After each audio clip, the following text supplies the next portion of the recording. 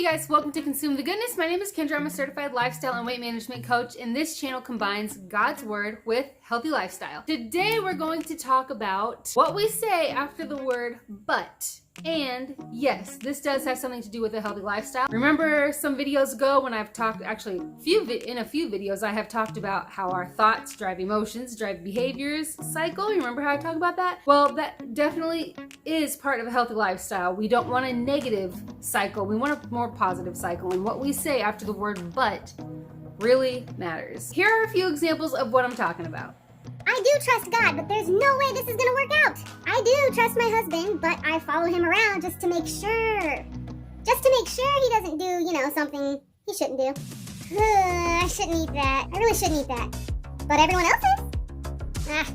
I should go spend some time with my kids. But my favorite show was on. I do have faith, but I really don't think any good is gonna come of this situation. I need to go to work, but I just don't want to.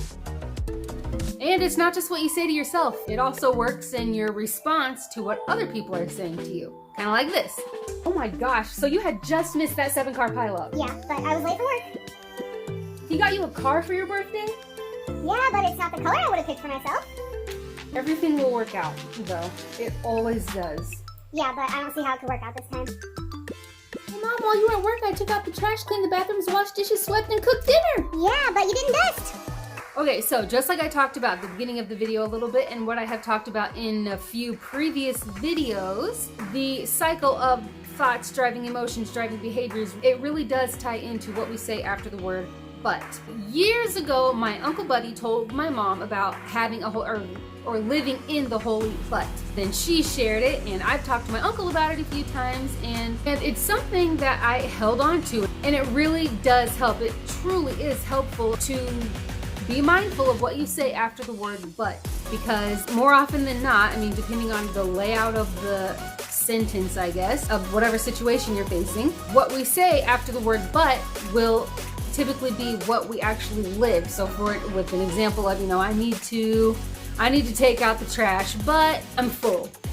Or something like that. You need to take out the trash, but what you said after the word but, I'm full, and then you don't take the trash out. So that's just kind of an example. And then it also, I can tie that into the thoughts driving behavior. So that thought of, oh, I need to do this, but I'm full. Then that leads to a blah emotion, which leads to a lazy behavior.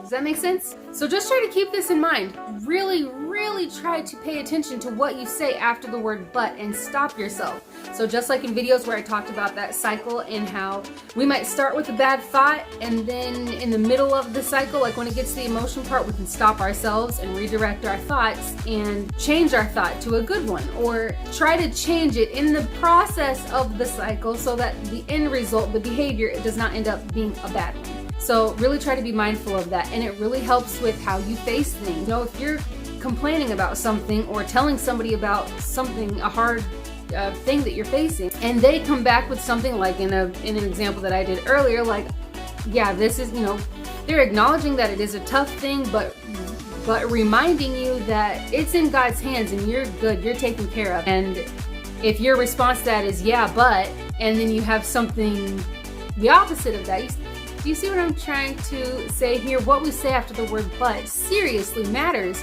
in how we handle a situation and what we're actually going to do in our lives. It works the opposite way too. That you can say yourself, my gosh, this is one of the hardest things I have ever had to face, but I know that I'm taken care of. I know that God's got me in his hands. Or I really miss this person, but I know in God's perfect timing, I will be with them. And in the meantime, I will talk to them as much as I can in any other way, through text or, a phone call or whatever. I hate, think just any kind of thing. I hate that my friend is going through what she's going through, but I know that through this, she'll grow and she'll become stronger and she'll come out even better than she was before the whole thing started. What we say after the word but really helps us, what happens after the word but, that's our thought.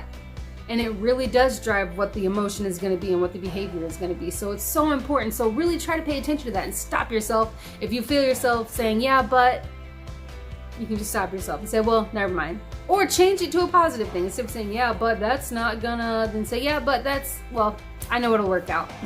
Something like that. The more you do it, the more you practice it, the more it will just become a natural thing that after the word but, you're gonna have something positive to say. It will just become a habit after a while. There are really places where the word but does not belong. Things like, I have faith that God will provide my needs. I trust that God will work this out for my good. I know God will take care of us. The word but does not belong after any of these or any other statements like these. It just doesn't. Because if you say I have faith but, then the I have faith part totally disappears because you said but, and that just erases the I have faith part. If you have faith, period. If you know that God is providing for you, then you know it, period. If you trust that He's got it all taken care of, then you do, period. There's no but after anything, after any type of thing like that. Keep that stuff in mind. It really is helpful. And if you know someone that does have a really negative but, show them kindness and patience as you talk to them about whatever it is they're going through, and help to talk, speak truth, God's word to them, and pray for them. Pray for their situation and for their heart and for their perspective. That's it for today. I love you guys. Please don't forget to check out the links in the description. The links in the description are a little bit different now. I have links for Pastor Stuart and Jennifer Guthrie at Family Bible Fellowship, and for Patty Gable and her channels, and then also some links for, this would be mostly for the people who are on Telegram, if you do have that app. There are links down there for other Christian places, Bible study and fellowships, but then also where you can get help if anyone's interested in learning more or knowing more about what I'm doing with my eating, changing my eating, and it's all through applied nutritional pharmacology. And if you would want to learn how to do that, basically using food to help yourself, and it's all very just real food. So there's a lot of very helpful things, links down there. All the links down there, check them all out, and if you guys have any questions about anything, you can email me. My email address is consumethegoodness@gmail.com, or you can leave a comment, and either way, I will respond to you. So I love you guys. Thank you so much for watching and for sharing these videos to help get something good out there. Yeah. I don't know what else to say. God bless. I love you guys, and I hope to have you back for the next one.